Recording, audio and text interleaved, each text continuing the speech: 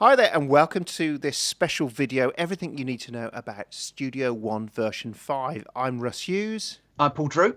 And I'm Brent March. And between us, we're going to cover, well, actually, we say everything you need to know. There's lots and lots of different features, but we're going to kind of cover the top 10 headline features that we think you should know about that have impressed us. So I'm going to do a few, and Brent's going to do a few, and Paul's going to do a few, and hopefully we'll cover them all off. So you're looking at my screen at the moment, and at some point you'll be looking at Brent, and then you'll be looking at Paul's screen, and hopefully this will all work because we're doing it from 3 locations around the country. Lockdown video production at its best or worst, depending on how this turns out, guys. Anyway, so the first thing I want to talk about is the new extended mixer scenes. And guys, I don't know if you've played with this yet. So there's this new icon on the bottom here. There's like a kind of cage with, I don't know, can you see it down there on the blue? Yeah. You get these scenes open up. And what it enables you to do, as you can see, you could take a snapshot of the mix and the window visibilities as well. And I'll show you that in a second. And what it does then, and it's an audio snapshot, it's not just a thing, you can save hundreds of different mixes, which is really, really cool. So there's the full mix at the moment. If I wanted to just hear the acoustics, just double click on there. Oh, nice. All the guitars. That's it, so much time. So as you can see straight away, that's really, really cool. Now, when I say it also helps you with the visibilities, is so I could do a full mix or a full mix without vocals. There's a mix without the vocal. Then what I mean by the visibilities, if I want to try a vocal idea, and you see, when you've got hundreds of tracks like I've got here on the mix, yeah, and they're all in folders, I can link the visibility with it as well. So I can go vocal idea, double click, boom. It's hidden all the other files here in the timeline. I can actually extend that out as well if I wanted to. I think this is going to work. Here we go. Let's try it. So drums with verb is there, and you see all the tracks have reopened for the drums. But if we go back to the vocal idea, there's the vocals again on their own. And as you see, all the other tracks are hidden, which is really good. But it's not. What's really cool is I've called it vocal idea because if you look here, got an analog delay and a room reverb on there. In this here, and all sorts of stuff. Then when I go to the full mix, I can have different plugins as well. So it covers everything, including plugins. So if I came in here and I go, well, I want to try out, how would that sound if I put on, let's say, the new, and I'm looking for it now because it's one of my favourite things. I don't know, but Paul's covering this later. The new rotor. So I think I'm going to try the rotor on there instead of a room reverb. And I can then go vocal idea here. Sorry, go back to that a second. And you see it says room reverb again now because it's still retaining that. But if I bring the rotor in and say drop that in instead and update that scene, when I go to another, let's say full mix, you'll see room reverb and analog delay are back, vocal idea, the rotor's there. Oh, that's a great idea. So you can test ideas. Very, very cool. Super cool. So that's that. It's going to save a shed load of time. I was just thinking that, we'll save a ton of time, won't it? You can also choose to do it just on selected channels. And you see all these tick boxes? You can then say, okay, let's go back here again to full mix. And if I turn the visibility off for a second and go to vocal idea this time, it's brought the vocal idea back in, but the visibility is the same because it hasn't retained, it's not doing the recall of the visibility. But I go back to full mix again and then back to vocal idea and it's hidden loads of stuff again. So you can choose what it's doing. So you can do a mix with a higher vocal and a mix with a lower vocal. So Paul, let's say you're sending something off to one of your labels. You can do that, and they say, can we hear the mix at like 3 dB louder? You can do 2 mixes and just recall them. Yeah, that's super great. Cool. Yeah, super inside cool. the same project. Yeah, inside the same, and save hundreds of them. So these are all in the same project. And then I've got an idea for some drums with verb. So here.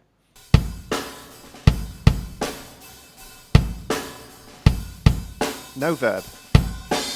How cool is that? Really super brilliant. cool. That's the first thing. The next thing, which is going to make a lot of people happy, especially those running studios, is the new listen bus. And what we mean by a listen bus is historically what would happen is, I'll make sure it's not switched on at the moment. So if I'm listening to, let's say I'm playing a track, and let's imagine what we're hearing now is what they're hearing in the studio, not the control room. So I'm playing this, and I think, oh, how's that kick drum sounding? And then if you're in the studio, they're getting that in their headphones now, which is really, really annoying Because what you want to do is be able to solo stuff in your control room and not affect your headphone mixes, don't you? Which people have been begging for. So if I change that to two options, enable listen bus, and you see it sits here on the end of the main outputs now. So I've got my main going out playback 1 and 2 on my ensemble, and my listen bus going out at 3 and 4. Let's just imagine that's my control room, and this is my headphone mix. If I enable listen bus, which now shows it, and then I go solo through listen bus, now see what happens instead. It's not affected that mix. Awesome.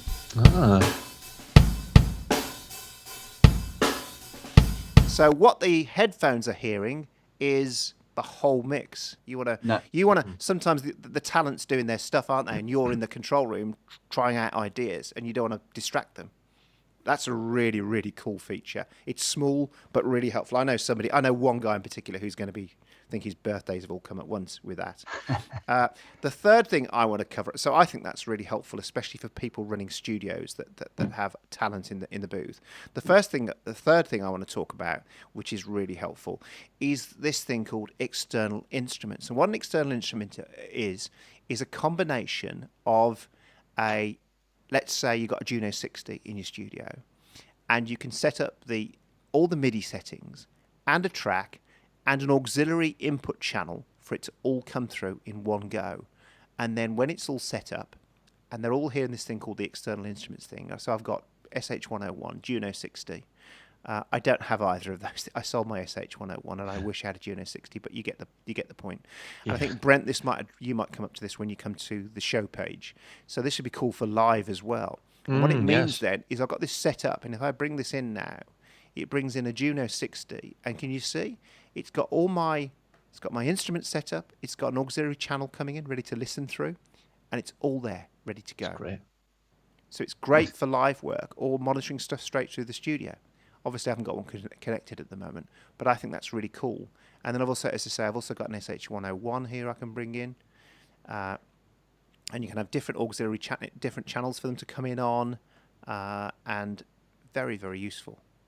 And it also looks like you've got controller information as well. I've got all that, and I've got controller set up as well. And of course, if we're going to set up that, then you can see here, I've got my receive from, and my send to, and all my MIDI channels, and all that kind of stuff.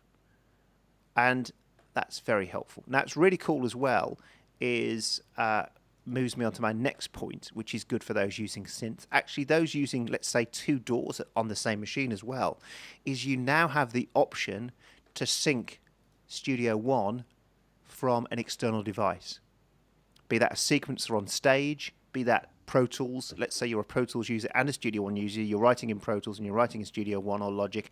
Now you can use one of them as the master and then sync it at the same time. And then basically I've done this internally because I'm doing it from Pro Tools. But what it means now is I can receive MIDI timecode, and when I hit play, it will sync up with either an external sequencer. Again, live, that would be really cool. Yeah, that'd be great for live. That'd be really good. So I think that's partly for the live stuff that Brent will get onto later on in this video. So that ticks, as I say, so very easy to set up. There's this new option here, sync. Just turn it on and off. There, set it up here. There's a new tab in there. You choose where your MTC is coming from and your MIDI machine control is coming from, and it's simple as just turning it on and off there. It's great. Super duper. So guys, I think those the 2 features I showed first, which were the scenes and the listen bus, are really going to appeal to the recording guys, aren't they?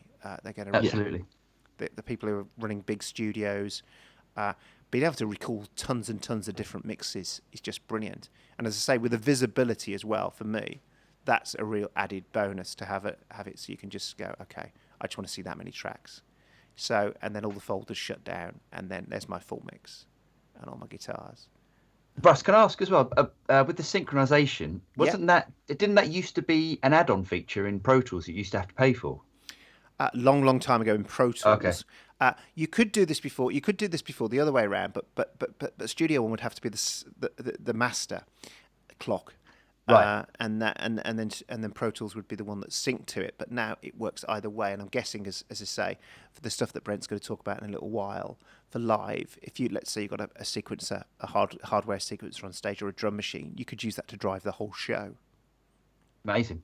So I've been entrusted with explaining clip gain envelopes. So if you right click on the file here and choose gain envelope, you see this line has appeared. Okay. Now what we can do here is to either highlight certain sections and bring these up and down, or what we can do is to use the paint tool. Let me just click here and choose freehand. Take it off of Grid. the snap there. And then we can actually draw in, if you look at the waveform, it's completely changing the waveform. So let's make this bit really loud. Oh, right. That's fantastic. Yeah. Yeah, and that bit really quiet. So can you mark instance- a segment and then just drag it down, for example? Because you wouldn't really draw it, would you? So you'd probably just... Yeah, sure. You'd probably highlight a section, wouldn't you? Yeah, I mean, you could even use the old transform. And pull that section down. Yeah, Oh, pull that's that section down. fantastic. Now, Yeah. so let me just do some audio with this. Let me zoom in. So, for instance, we've got this piece of audio here. Yeah. Let me just play it. Leave your truth in a world of lies. Now, so the word she's saying is lies, even though the S is basically you can hardly hear it. Yeah. So what I can do there is just to, if I go into my freehand, and I can really draw up where the S is.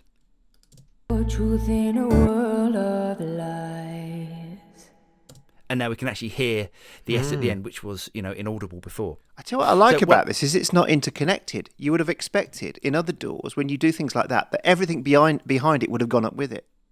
Yes, exactly. Yeah, exactly. Now, one of the other things I thought was really useful using the same tool. So again, if I right click on this file here and choose gain envelope. Now, this is guitar part. Yeah. Just solo it.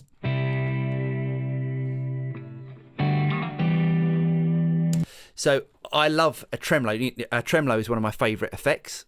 And if I click here and choose a sine wave and make sure it's 16ths, or you can choose any division you want, but I can actually draw in a section here, change the actual envelope amount, and then have A tremolo. yeah. And you were able to stretch that way if you pulled it differently. Yeah. So So that was because you had Not 16. as rapid, yeah. You could do what you like with it, could you? Yeah, absolutely. Or you can take the quantize off. I mean, if you don't want 16ths, you can change it to, I don't know, 8th triplets.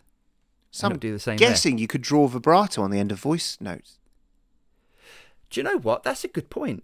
which I would be guess you really could. cool. Oh, yeah. Add a piece of... I don't know if it works through pitch as well, though. That's the only thing. I wonder if you could actually do that with pitch. Oh, yeah, because vibrato's pitch. It's not amplitude, is it? Well, it can be both, though, can't it? Yes, it Depends on, some vocalists. Some vocalists do that sort of stuff.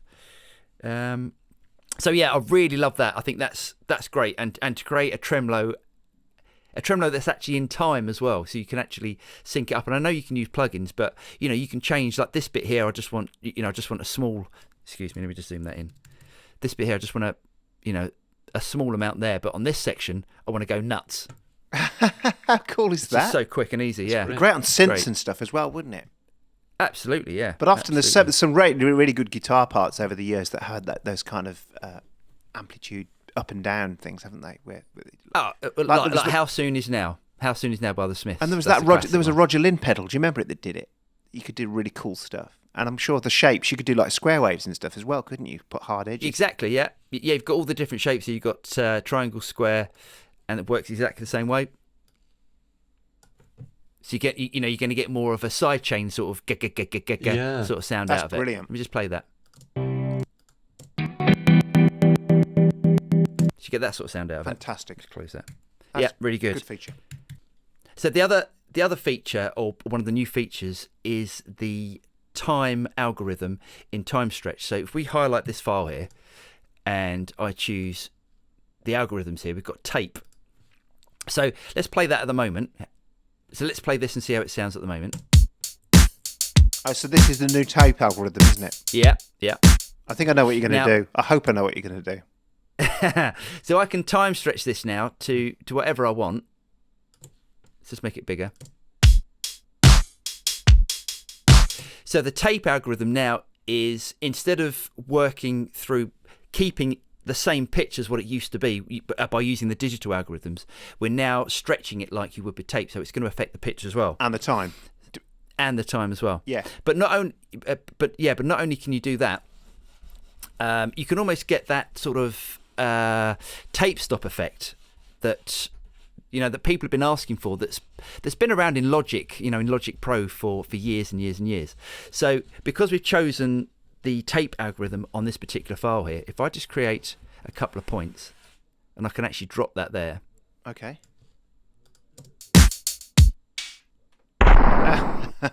So it ramps down. Yeah, it ramps down. And also I the suppose it pitch comes in ramps as down. well. You could come in as well.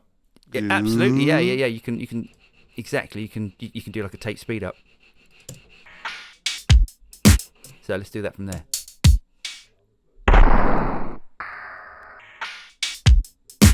That could be really interesting for transition effects, like as well as not just the start and stuff. You could do a lot of stuff with that. Exactly. Yeah. Exactly. Yeah, that's for certain types of music and for effects. That's going to be really cool. So as you can see here, if I drag the analog delay in, you see a lot of these effects have been given. Well, all of the effects have been given new GUIs. I love that. And yeah, that's great. I call it the Pride delay. Yes. That's great. Yeah, it does look great. And a lot of these effects have been given some of the state space modelling, which is, I think, proprietary to PreSonus. It's their own thing, isn't it? It is. It's their kind of making things sound as real as they can by modelling stuff at kind of component level. Excellent. So we've got the analog delay. The next effect they've got is chorus. I'm guessing that's modelled on the old Blue Sea too, with a few extra things. Yeah. That's really nice. Exactly. Yeah, it does look great. What else is there? And then there's the FX rotor. rotor, which is my favourite at the moment, isn't there? Yeah, then we've got FX rotor, which looks I great. love the graphics Very on similar these. I love the graphics on this. I think it's very similar to even graphic wise is very similar to the Logic version, which I thought was brilliant. Or the DB33 from Air from Virtual Pro Instruments. Tools. Very true. Yeah. Very true. And also we've got Tricomp as well, which is completely changed. And then Pro EQ is now Pro EQ 2, and there's now Limiter 2 as well, isn't there? Let's drag in the Pro EQ. Yeah. What this also proves is, as you're dragging down that list, how much stuff there is now. So Yeah, it's great. improved sound, isn't it? On Pro Yep. EQ 2, and then the limiter is the final one we were going to quickly show, Limiter 2, which you can use on your mix bus if you go scrolling back up somewhere. Let's close that down. And here's a limiter. So it's great. I think the way that they've improved the graphics as well. I always thought some of the effects looked a little bit dated, and I know it doesn't mean anything, just the visual side of things, but it is nice, to now have the updated GUIs. Yeah, but the rotor, for example, that really makes me smile when I put it on the mix. I feel like I've got a real rotor on my mix. Yeah, it's creative. It does look really good. It does look Yeah, it great. does look I think they're great. I think the new native effects, and also while we're talking about this, is that VST and AU now and remote support now have been included in the artist version as well, which is nice. So you used to have to buy them. Right. But Yeah. now they Oh, come right, as there's well. an add-on, yeah. That's brilliant. And a quick honourable mention is this is the first door to have Melodyne 5 integration. That's correct. So shall I talk about the new parts of Melodyne 5? What has been updated? Yes, please. That would be great. Okay. So Melodyne 5's now. Can we got just sibilant warn the detection. listeners that if anybody can hear strange noises, sometimes it's my dog. On this occasion, Paul's got the decorators in, and we did send them out for breakfast. But unlike most builders, they've returned early. So It's unbelievable. at least they're not hammering. We'll wait for that. Absolutely. Absolutely.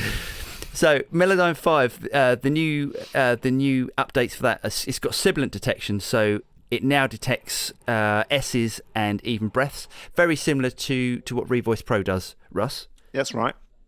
Yeah. And but that also means that it doesn't misunderstand. That's the best way I can use that for a guy from Birmingham. Sometimes the sibilants in the past or the non-pitch parts of the note could confuse tuning programs, couldn't they? And now it doesn't. It knows what the difference is between a piece of tuned audio material and like a sibilant note or something like that, and it can ignore them, can't it? Absolutely. Yeah.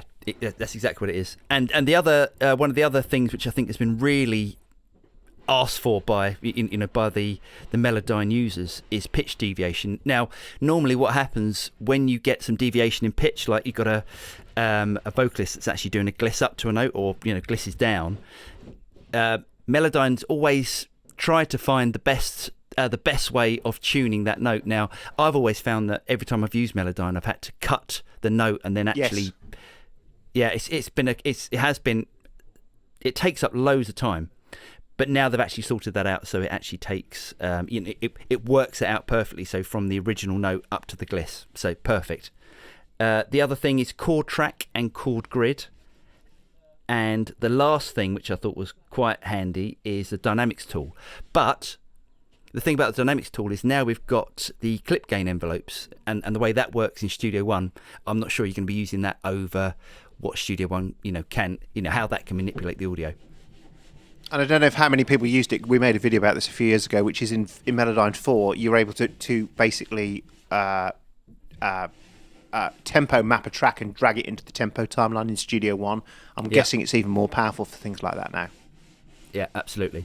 So one of the biggest new additions was the integration of the Notion feature in Studio One in the editor below now. Okay. So if we go down here now, and we have a piano roll here, we have a drum view, we now have the score view. Woo. And this is really, really advanced compared to other DAWs that I've used with notation software. And I think one of the things that it does handle really well is it doesn't give you really crazy sort of note values. And you know how sometimes you might write something and then for some reason it turns out that a note that you've played MIDI turns out to be like a 64th or something crazy. Like, this is absolutely accurate. And if you highlight other parts, it'll load them up in the staff. Oh, really? And it'll even, it's fantastic. Good. And it's got loads of great features, actually, because one thing that I find a lot of DAW software doesn't do brilliant is the enharmonic thing, where it gets them basically wrong. So if you select the key signature in the chord track up here, once you go into your notation view, it's going to have all of the enharmonic equivalents correct. It's going to have all the note values correct. And this is all in real time as well as you're playing it in. What this is going to do a lot of justice for is, so sometimes when I write like an orchestral mock-up and then you send it off to a publisher, they'll send it to an orchestrator, and then they might they'll have to do all this, and this could take out a lot of that unnecessary work if the budget's a bit tighter, because it's done a fantastically accurate job anyway. That's great. It is fantastic. Is that an editor as well, though? Can you grab a note there? You can grab a note here, and you can change it, and you can put it up or down. It doesn't have to be there, and then that'll change it in the MIDI view as well. And you were putting that up and down using a keyboard? Just using my cursor pad, yeah. Ah. So that is a fantastic addition. So I've been using that already quite a lot, and I think that is starting to show how this is probably one of the most sort of cohesive DAWs, as you've got all the different views, you've got all the different modes. You can do just about everything in here now. Can I ask, Brent, is this, do you have to have notation as well, or is this... No, so Notion is integrated. You don't have to own Notion to have this working. No, I don't believe so. I think you can have Notion as well, and that might help you later on, but you can export from here as well. So you could export this view into like a PDF form, so you don't have to have Notion at all. Super duper. It's really, really advanced, and like I said, it's nice to look at it and not have to just go, oh, all of that is wrong. It's actually correct. And then we have the addition of the marker track here is a little bit like the arranger and the chord tabs that we used to have. So you now have a proper view on the side here as we didn't before. So you can use markers a little bit more specific. And I think, again, this will probably tie in well with people who are doing a lot of virtual orchestration, is having the marker tracks in addition with the Notion software, so they know where things are happening, like tempo ramps or when instrumentation's coming in. So I think that, in addition with the arranger and the chord track, shows all of the panels up here are just really getting quite advanced now. So talk about the marker track's always been there. How is it improved on this then? Does it do things like, what happens, because in the old one that really used to annoy me, if you move stuff around, the markers stayed in place. Do they move now? Yes, so they do follow the song structure as well, and you can also assign tasks to the markers. So you could do this, you could get it stop at the marker. So if I play from here, and then it just stops at that marker. So you can assign different roles to them as well. Cool. So this feels like it's being more grown up for composers and stuff now, isn't it? Yeah, I think it's got a good focus now on composers, and also it's still got that production mindset for artists and songwriters. But I think they're trying to appeal to a bigger crowd now, which is great because a lot of composers are starting to move away from Cubase and Pro Tools and using this. I've noticed, so it is Yeah. a great feature. And then another feature that I really like is the Keyswitch articulations, which you have to use quite a bit as well when you're doing this sort of stuff with orchestral libraries. Yes. So the key switches now are visible in the piano roll below here. And this is a nylon guitar part from Presence, one of the VSTs provided by Yeah. PreSonus. And I basically have my key switches now on a little panel down here as well, so I can actually see Oh, that's cool. what's going to happen where. So here I've got slid harmonics, and then when it comes into the crescendo build here with the marker tab, my guitar's going to play open strings. So if I just give you an idea as to how that sounds.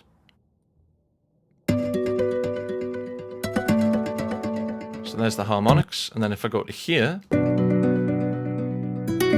got open guitar string parts. So that is really great as well, because if you want to conserve some CPU power, it means you don't have to have loads of extra tracks for different articulations and stuff. You can do it all on one track. Well, it's visually better. You've always been able to do key switches, haven't you? But now Yeah. visually, they're just Visually looks so much visually easier so to much see. easier to apply them. Exactly, yeah, it's much, much better. And you can also add in your own key switches if you have third-party libraries. So obviously this is Presence and this is a PreSonus VST, but if you had third-party contact libraries, you could put your own articulations in from that. Oh, is that contact right? library. That's really helpful. That's super helpful. It's a bit like the drum stuff that you've been able to do. Like one of the things I've always loved about Studio One is you can import all the drum maps, can't you? Which are really helpful if you let's say you're using Tune Track or something and you want to use a kit and you want to know where the hell is that snare, and it could be on C5 and then the next one it could be on C2. Yeah. So that's very really, handy really for helpful. patterns and stuff. Yeah, it's similar to that. Yeah, so that is a great feature, that, and I really think that'll get a lot of use as well. So I think a lot of these features are targeted towards composers, like you were saying, Russ, like the key switches, and then also the orchestration view with in here. It's all starting to look like they're trying to appeal to composers more so, which is great. Yeah. And if I just exit out of this session, I've got the same project loaded up into probably the biggest new feature, which is Show. So previously we've had Song, Project Mode for mastering, and now we have Show. And basically, essentially what that means is we can now perform the music live with quite a few features. So I've actually got the track I just played previously as a backing track. Yes. And I can load that in my set list on the side here. So I could have another track, as you can see, I've named it COVID Blues. And then after after this, I could have another track, and I could have them all assigned so that my show is going to play really well and there's not going to be any hiccups. And then there's some really, really nice features as well. So I can load in virtual synths or software instruments, anything, and I can play them live. Yeah. And I can also assign an aux channel here to a live player. So, for example, I could give Ampere to a guitarist, plug them in, and mix them live from Studio One and send that's the audio cool. out. Yeah, it's fantastic. So it's really well integrated. If you've got your track all ready to roll, but then you don't have to worry about that. You just look after your players, look after the sort of instruments that you want to use in a live scenario.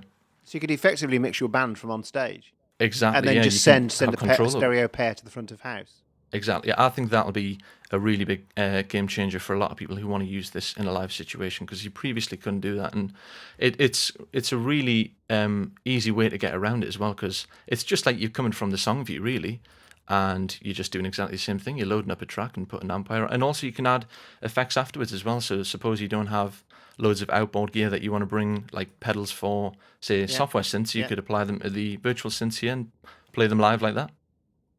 And then the perform button at the top is this. So this is their version of main stage, isn't it? But with It is, additional yeah. features. Yeah. So that perform button at the top, then the big play button. So here you can control your macros, and you can also control all of the levels for everything that's playing in the session. So if I hit perform here, so here's my master output, and then it says backing track for that one there, and then I can select which player, and I can go into their settings there, and then you can map these to like different pads and faders and Yeah. stuff like that. Okay. And then there's the control view as well, which is where you could appoint them knobs in the perform view, and then when you go in perform view, they're all assigned. So I'm also guessing that you could, if there's a guitarist with, say, like a MIDI controller pedal, he could control basically the effects inside a Studio One from, say, Empire, and change that that would make a great video, Probably wouldn't it? could. Like a whole band. Yeah, you probably exactly. Yeah. I was thinking that this really could be a great band solution, but yeah, I hadn't thought of that actually, Paul. So it's great. It's a really, really good feature, and that's probably the biggest addition I'd say in Studio One version 5. And also, of course, there's the screen real estate is really pared down, isn't it? So it's just giving you it's just giving you something for live. So you're not you haven't got thousands of bits. So you can effectively have everything you've created in the studio on the stage, but without shed loads of like all the stuff you don't need, like the console and all that kind of stuff. Completely, yeah. I think it's great, and also, if I was going to do a gig, I'd always like to be prepared before I go. So I think it's great that you can get your set list all set up before you go, so you don't have to worry about these things when you're there. It's just ready to roll, and you can even put this stuff in as well if you want, like the venue that set list is for. If you want different set lists for different venues. God, it would also be great for if you're a band that that has lots of different, like a turnaround of different players. Mm-hmm. I guess each you could have your whole set done on this, and then with all the different instruments, like everyone could actually record their own parts. So if they couldn't make a gig, or if there was a dep on a certain gig, you could do that as well. It could be good for dep work. Yeah, I never thought of that. Yeah, and it's also good, of course, for things like theatres that want to do got to play music, and so that set list could be scenes, couldn't it? Instead. That's a great idea. Yeah, it's a really good point. What I like about it, like and I think it's going to be, I think it's on that. I think they've talked about perform without fear, and one of the things is when you go out with a laptop, is it needs to be rock solid, doesn't it? And I've always thought, I remember when I went out with a Lindrum and it didn't work properly, but you know what I mean? And laptops are pretty solid these days. But to have something like this, it's just very pared back. Totally. Yeah. And so that perform option, once that's all set up with all your kind of macros and faders and stuff, because that's what you'd probably use, isn't it? The perform. I think so. I think this would be your preparation. That's your preparation and then when you screen. Get and then there, when you're ready you to go roll, into you perform. hit perform. Exactly. And just play that. Just share that screen again. Perform. The perform screen. That. So it doesn't start going the minute you hit that button, does it? It just takes you to kind of like you're ready to play the show. Exactly. Yeah. I see at the bottom as well. I like all notes off. That's a great. That's like if all the synths go and there's a mute as well. That's a very good point. Yeah. And can you right mouse click on things on that screen as well and assign them quickly? So I could assign that there and knob one in the macros for the control window here. Okay, right, and very quickly it could be like the volume of the organ or something like that, or the vocal track. Yeah, I think there's so much stuff to see here, even though it's simply laid out. There's a lot of stuff here. So can you then get like let's say you want to put your mic into that? Can you then assign like a mic channel into that? Yes, and sing actually, through it. That's a great point. Yeah, so you could use this with like near zero latency for a vocalist and have a crazy effects chain going for different parts, or just like a little bit more than just going into a PA with just basic EQ or something at the front of house. It's a great way to get some additional effects onto a vocalist chain. And of course, the effects could be automated as well, couldn't they? Yeah, and I'm not sure if you could use what Paul demonstrated, the clip gain envelope, but that could, if they integrate that as well. I haven't checked that, but you could maybe see about if you could add things like that into automate guitar parts maybe within the track, That's brilliant. Okay. So then, everybody, loads of new features. I don't know about you. I'll probably go last, but Paul, what's your Studio 1.5? What do you think? Superb, yeah. Great update. Really great update. Yeah. Yeah. Which ones do you think you're going to be using the most of? Is it the clip stuff or? Yeah. Oh no, definitely. So yeah, definitely the clip gain envelopes is. I think that's just a massive. That for me is massive. That's going to be great. That's going to save me loads of time, and also I mean, I know it isn't Studio One per se, but it's the Melodyne update is going to be fantastic as well. And the time stretching, I don't know. I probably won't use that as much as a lot of other guys would. Who would use it for that sort of production. But yeah, no, absolutely. I can't see myself using the live feature like Brent's is demonstrating. But again, there are so many people that have been asking for this, and there's so many people that use Mainstage with Logic. Yeah, I see Mainstage all over fantastic. videos of live bands. Yeah, so keyboard players could just absolutely just sit their keyboards, rig up on it. Yeah. Couldn't they? Load their patches up brilliant. and stuff prior to it. Yeah, cool. Brent, what are your kind of highlights for this? I'd have to say the notation feature's a really big time saver, but also I think it's got to be the show for me, because I think I'll actually use that a lot, and it opens a lot of doors for possibilities I couldn't do beforehand without having like a 10-person band or something crazy, you know? Yeah. For me, I think that I find their updates are often quite eclectic. Do you know what I mean? Often when Pro Tools brings something out, or when Pro Tools brings a new version out, or Logic has a new version, it's kind of aimed at a specific thing. Do you know what I mean? It's like all songwriter, or it's all post-production. Whereas the guys at Studio One kind of try and play fair. They try and give a bit for everybody. And some people go, it's inevitable that what's going to happen here is somebody going, oh, it's not a very good update, hasn't got everything that I wanted. Well, yeah, just newsflash, they're not making a door just for you. They're trying to make a door for like nearly 1 million people. And to try and make everybody happy is hard. But I think for me, the listen bus for those working in top studios is going to be amazingly helpful. As I say, if you hit the solo key and it's playing back through the headphones as well, that's just really frustrating. That's the first thing. Yeah. For me, that's that. And also the scenes, the mixer scenes are just brilliant. That's the only word for them. To be able to just have different versions of a mix. And actually what you could do if you're smart is that like you could say to the guitarist, come and listen to the mix, and you can make the guitar slightly louder. And then when he goes out the room, you can get the drummer back in, say, there's the mix. He goes, it's like, and the bandits all sign off the mix, but they've all listened to a slightly different version. But they won't know that. Yeah. Anyway, thanks for watching this. It's been an extended one, but it was worth it because there's so much to talk about. And we'll see you again soon.